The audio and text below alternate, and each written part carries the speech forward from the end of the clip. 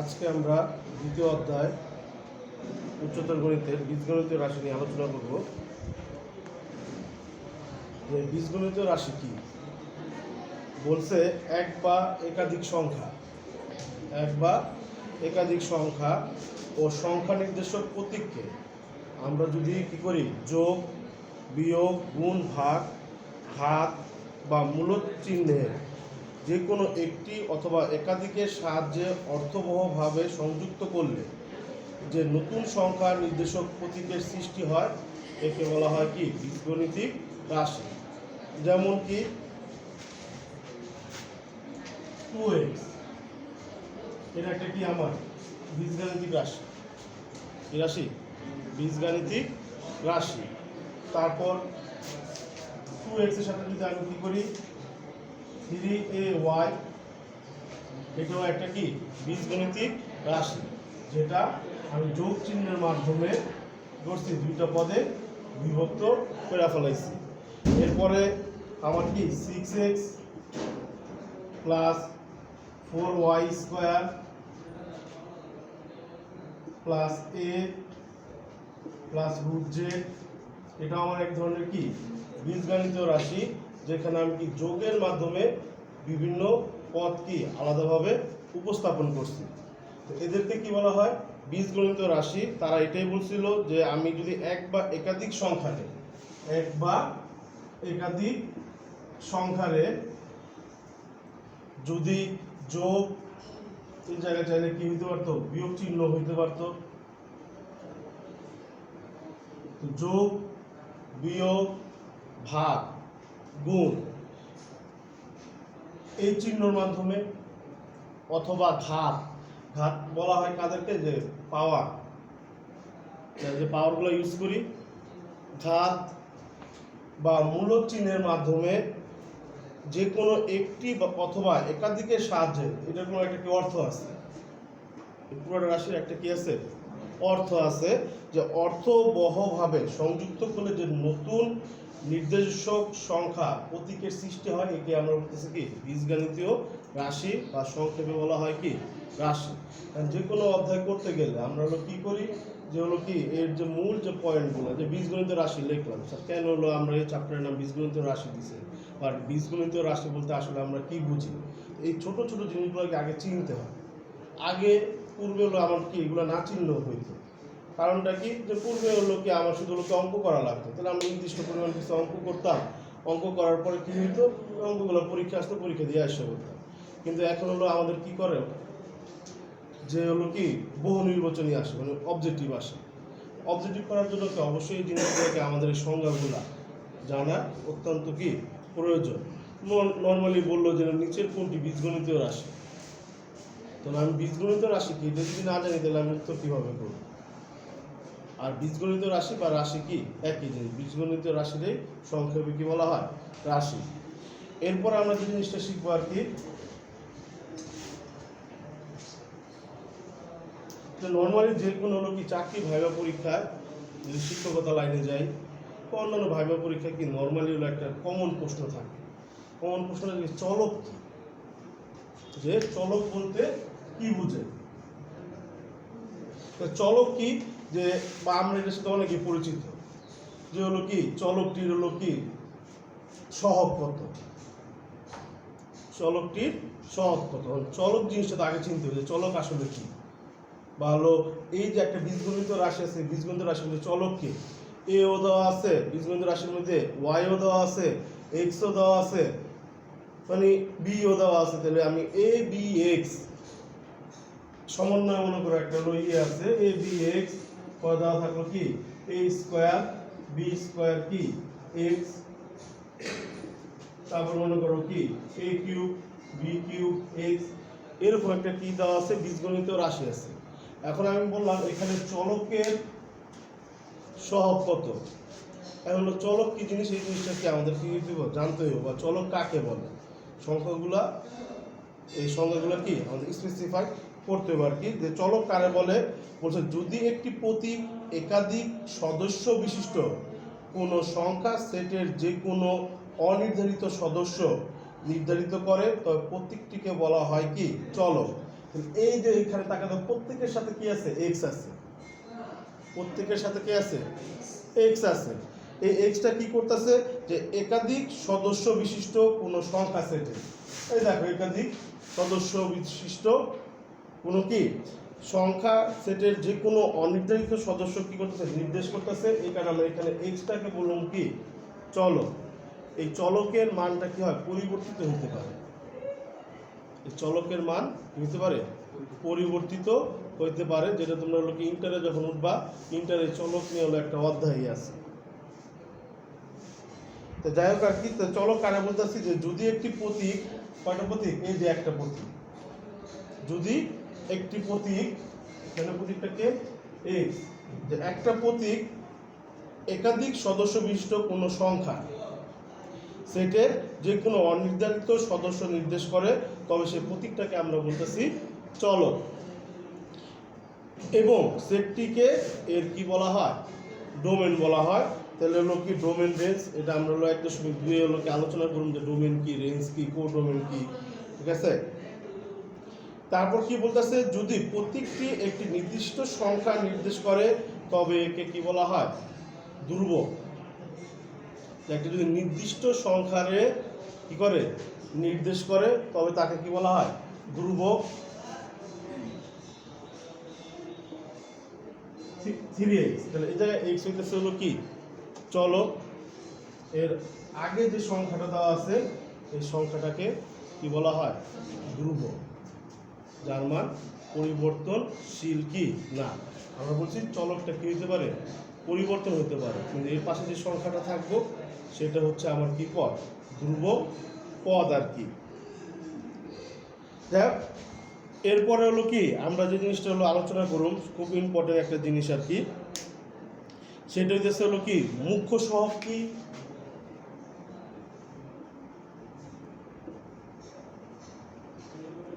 আমরা যদি আমি যে প্রশ্ন করছি প্রশ্নের মধ্যে হলো কি এরকম অবজেক্টিভ দিচ্ছে, একটা বীজগণিত রাশি আছে, বলছিল এই বীজগণিত রাশির মুখ্য সহগটা কি, মুখ্য সহগ কি বা ধ্রুবক পদটা কি। মুখ্য সহগ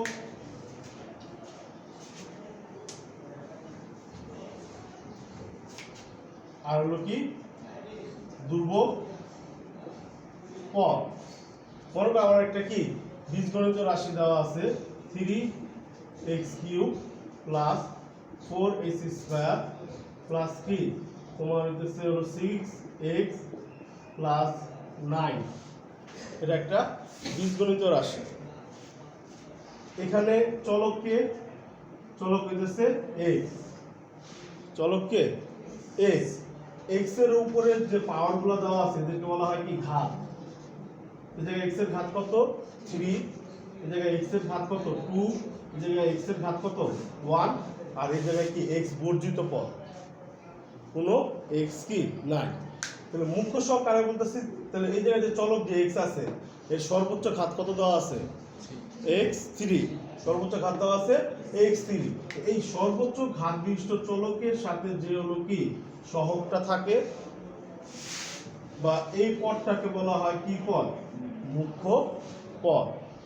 সর্বোচ্চ ঘাত বিশিষ্ট কার চলকের সর্বোচ্চ ঘাত বিশিষ্ট যে পদটা তাকে বলা হয় কি মুখ্য পদ। আর লোকে এক্স বর্জিত যে পদটা আছে তাকে বলা হয় কি ধ্রুবক পদ। কথা বুঝতে পারছি যে যে চলকটা দেওয়া আছে এই চলকের কি সর্বোচ্চ ঘাত বিশিষ্ট যে পদটা আছে সেই পদকে বলা হয় কি মুখ্য পদ, এবং এক্স বর্জিত যে পদটা আছে তাদেরকে বলা হয় কি ধ্রুবক পদ। আমি যদি বলি মুখ্য পদের হলো সহগ কত, তখন আমরা বলতেছি যে মুখ্য পদটা হচ্ছে 3x³ আর হলো চলক, চলকের পাশে যে হলো কি ধ্রুবক রাশিটা থাকে সেটা হচ্ছে তার কি সহগ, বা চলকের পাশে যে সংখ্যাগুলো থাকে তাদেরকে বলা হয় কি তার চলক আর কি, সরি চলক বলে এই তোমার হলো সহগ। তাহলে আমার মুখ্য পদের সহগ আমি এখানে কি বলতেছি 3। আর যদি বলে ধ্রুবপদ কত, তাহলে আমি প্রথমে বলুন যে চলক বিহীন পদ কোনটা, আমি চলক বিহীন পদ কোনটা পাইতেছি 9, তো ধ্রুবপদ হচ্ছে 9। আমাদের অবজেক্টিভে এরকম কি প্রশ্ন এই অধ্যায় থেকে কি থাকে বা আমরাও কি করছি আর কি। তো মুখ্য পদ কত আর ধ্রুবপদ কত, আশা করি জিনিসটা কি বুঝতে পারছো। তো মুখ্য পদ আর ধ্রুবপদ যদি হলো কি শেখা হয়ে জায়গা, এরপরে আমরা হলো কি যে বলতেছি বহুপদী, যেমন নাম হইতেছে কি বহুপদী। বহুপদী বলতে আমরা বুঝতেছি যে কি একাধিক পদ বিশিষ্ট বীজগণিত রাশিকে বলা হয় কি বহুপদী, যার পদ অনেকগুলা। যদি 2x, এটা হলো কি এক পদী, একটা পদ আছে। 3y, এটাকে আমরা কি বলতে পারি দ্বিপদী, ত্রিপদী।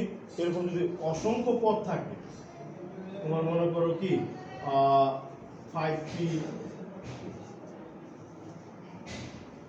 7p কিউ, তখন এই পদগুলোকে বলা হয় তোমার হলো কি বহুপদী, মানে একাধিক পদ বিশিষ্ট তোমার বীজগণিত রাশিকে বলা হয় কি বহুপদী।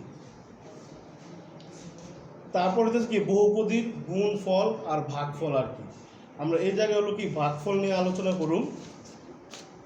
মোস্ট ইম্পর্টেন্ট হলো একটা জিনিস আছে যে অভেদ কি। যখন আমরা কি আংশিক ভগ্নাংশ করতে যাব, আংশিক ভগ্নাংশ করার সময় দেখবা আমরা একটা চিহ্ন ব্যবহার করি। কিরকম, যেমন মনে করো একটা হলো কি রাশি দেওয়া আছে, বীজগণিত রাশি, যেমন 3, নিচে আছে মনে করো x+1 x+2, আংশিক ভগ্নাংশ করার সময় আর কি। তখন দেখবা আমরা এইরকম কি 3টা দাগ বিশিষ্ট একটা চিহ্ন ইউজ করি যখন আমরা আংশিক ভগ্নাংশ, এই অধ্যায় আছে করার সময় হলো 3টা চিহ্ন বিশিষ্ট কি আছে, 3টা দাগ বিশিষ্ট এরকম একটা চিহ্ন আছে।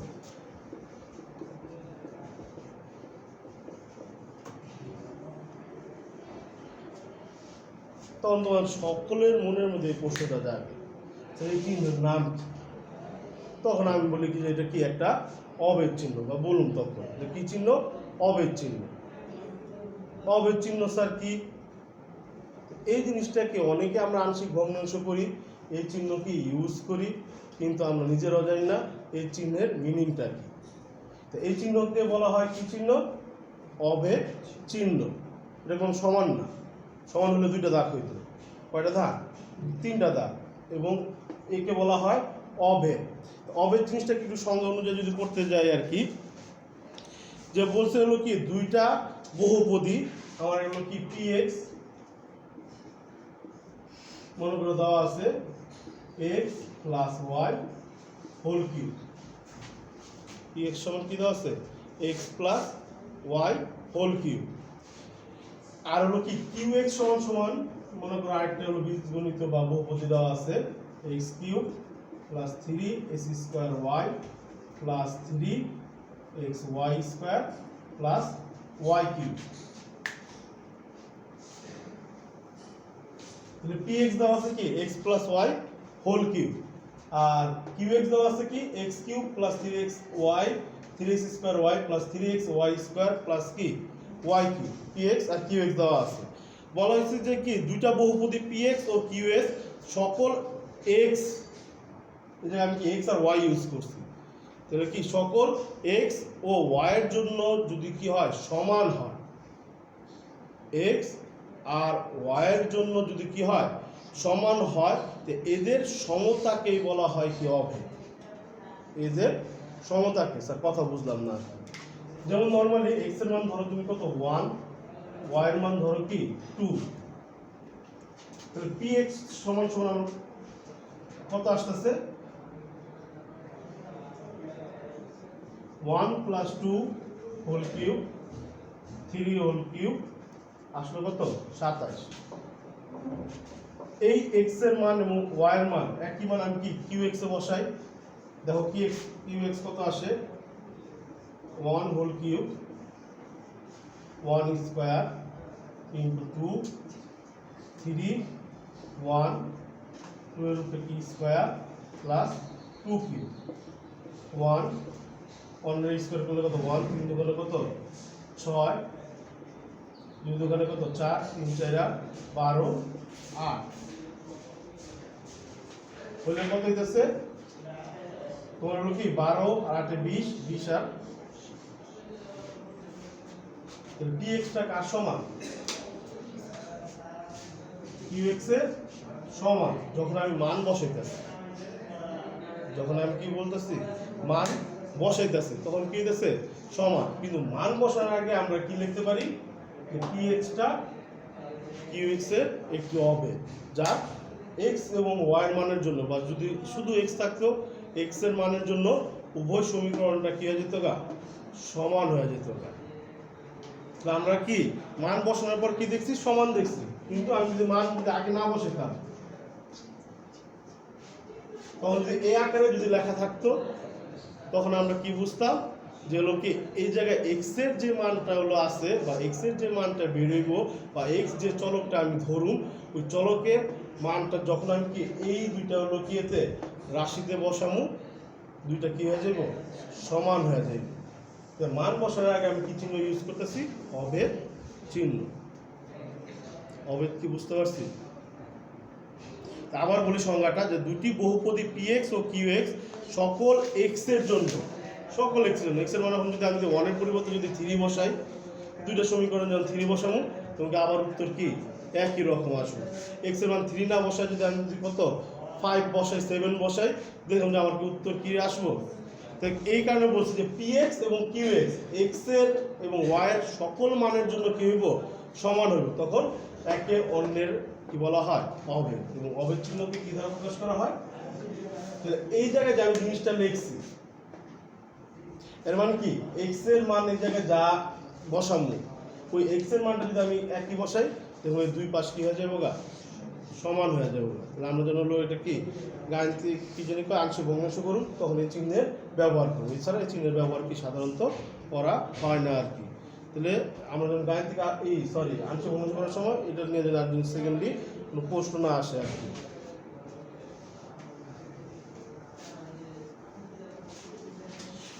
অভেদ চিহ্ন যদি করি, তাহলে কি ভাগশেষ নির্ণয় শিখবো আমরা ভাগশেষ উপপাদ্যের সাহায্যে। ভাগশেষ উপপাদ্য, তাহলে আমরা এতদিন হলো কি যে কোনো ইয়ের আর কি তোমরা 7 থাকতে ভাগ করছো, যে x³ মাইনাস y³ এটা কারে দ্বারা ভাগ করতে বললাম? x মাইনাস y দ্বারা ভাগ করতে বললাম। তাহলে আমরা কি করছি? ভাগটা কইরা অনেক বড় হয়েছে, কইরা ভাগশেষ কি আসতো? 0 আসতো। ভাগশেষ কি আসতো? 0। তাহলে আমরা এখন হলো যে পদ্ধতি হলো শিখুম ভাগশেষ উপপাদ্য।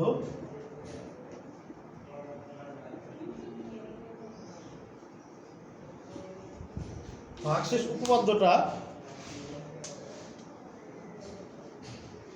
যে আমার এত বড় ভাগ করার কোনো কি হইব না, প্রয়োজন হইব না। আমি খুব অল্প নিয়মে, একটা ছোট্ট নিয়মে এটার কি বের করতে পারবো? ভাগশেষ বের করতে পারবো। তাহলে আগে দেখি ভাগশেষ উপপাদ্যটা আসলে কি বলছে। যে যদি px ধনাত্মক মাত্রার বহুপদী হয় এবং a কোনো যদি নির্দিষ্ট সংখ্যা হয়, তবে px K x minus a দ্বারা ভাগ করলে ভাগশেষ হইব যেমন px একটা দেওয়া আছে, যেমন নর্মালি তোমার ধরো 3x² বা এইভাবেই ধরি যে x² plus x, x² plus কি আছে? x আছে। তারা বললো এর হলো কি ধারা? x প্লাস 1 দ্বারা ভাগ করে, তাহলে ভাগশেষ কি আসবে? বা এই px কে x প্লাস 1 দ্বারা ভাগ করলে ভাগশেষ কি আসবে? তাহলে আমরা হলো জানি যে x প্লাস 1 রে তখন আমার কি করতে হবে? x² প্লাস x এই প্রক্রিয়ায় ভাগ জানি। তা ভাগশেষ উপপাদ্য বলতেছে যে না, আপনি হলো কি জটিল প্রক্রিয়ায় ভাগ করার দরকার নাই। আপনি কি করবেন যে px x এর পরিবর্তে আপনি মাইনাস 1 বসায় দেন। x এর পরিবর্তে কি বসায় দেন? মাইনাস 1 বসায় দেন। মাইনাস 1 বসাইলে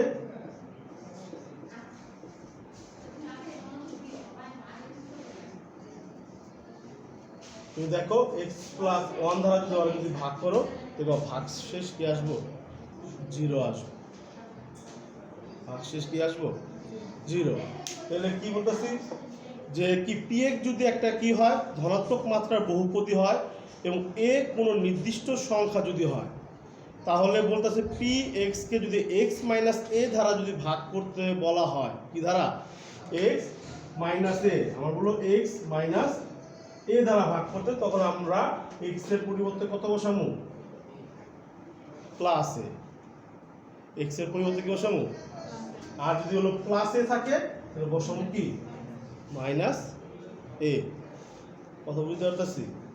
এটা হচ্ছে পরে বসানোর পরে যে উত্তরটা আসলো যদি এটাতে বসাইতাম, আমার উত্তর কি আসতো মাইনাস এ স্কোয়ার মাইনাস এ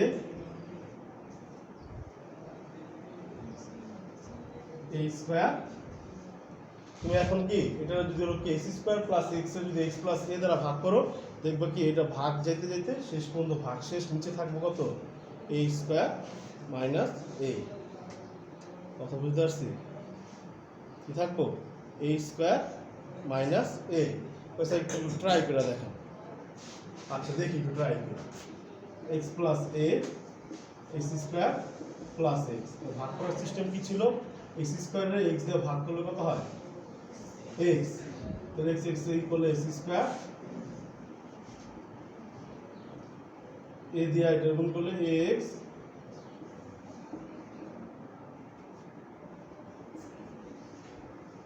মাইনাস এক্স প্লাস কি, তাহলে এক্স দিয়া ওরে ভাগ করলে হয় কি মাইনাস এ, আবার ই করি মাইনাস এক্স, আবার এ করলে এ স্কোয়ার।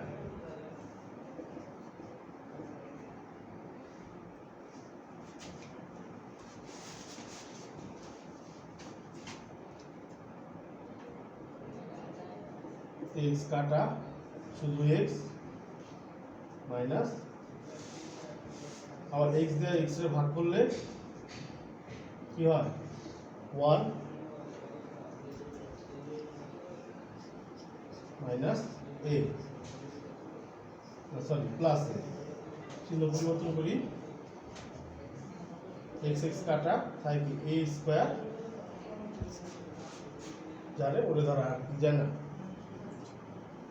আমরা এই যে ভাগশেষটা বের করলাম, ভাগ প্রক্রিয়া অনেক বড় হয়েছে না, অনেক নিয়ম মানতে হয়েছে না, তো বলছে না এত লোক জটিল নিয়মে যাওয়ার কোনো কি দরকার নেই, ডাইরেক্ট আপনি কি করবেন যে পি এক্স সমান আপনার পি দেওয়া আছে এক্স স্কোয়ার প্লাস এক্স দেওয়া আছে, আপনার হলো এক্স প্লাস এ দ্বারা ভাগ করতে, তাহলে আপনি এক্স এর পরিবর্তে মাইনাস এ বসায় দেন, ডাইরেক্ট এক লাইনের মধ্যে আপনার কি বেড়ে যাবো গা ভাগশেষ বেড়ে যাবো গা। এবং এই প্রক্রিয়াকে আমরা বলতেছি ভাগশেষ উপপাদ্য, এবং এই অধ্যায়ে আমরা এইভাবে কি করুন ভাগশেষ উপপাদ্যের সাহায্যে যদি বলে যে ভাগশেষ উপপাদ্যের সাহায্যে এইভাবে কি করুন ভাগশেষ নির্ণয় করুন। তো বুঝতে পারছি জিনিসটা ভাগশেষ উপপাদ্যটা কি, এটা যদি কি বুঝে থাকি তাহলে আমার হলো একটা কি অঙ্কের মধ্যে যাই আর কি। আমার একটা অঙ্ক দেওয়া আছে উদাহরণ 6-এ, কি দেওয়া আছে পি এক্স সমান সমান x cube minus 8 square plus 6x plus কি 60, বলছে এর কত x প্লাস 2 দ্বারা ভাগ করতে, x প্লাস 2 দ্বারা ভাগ করতে। তাহলে আমরা হলো কি কি লিখতে পারি যে px কে x প্লাস 2 দ্বারা ভাগ করলে ভাগশেষ হবে কি হবে, এই জায়গায় x এর পরিবর্তে কি হইব যে আমার উপর যদি প্লাস থাকে -2 আর যদি মাইনাস থাকতো +2, তাহলে আমি হল কি x এর পরিবর্তে এখন কি বসাবো -2 বসাই, -2 whole cube whole square 6 - 2 plus কি 60, -2 রে কি করলে কত হয় -8, -2 এর স্কয়ার করলে +4 মাইনাস 4টা কত 32 প্লাস মাইনাসে মাইনাস 6 দুগুণে কত 12 প্লাস 60 40 50। তাহলে আমি যদি এই পুরোটা সংখ্যারে x প্লাস 2 দ্বারা যদি ভাগ করি তাহলে আমার ভাগশেষ থাকবে কত? 8। কত থাকবো? 8 থাকবে।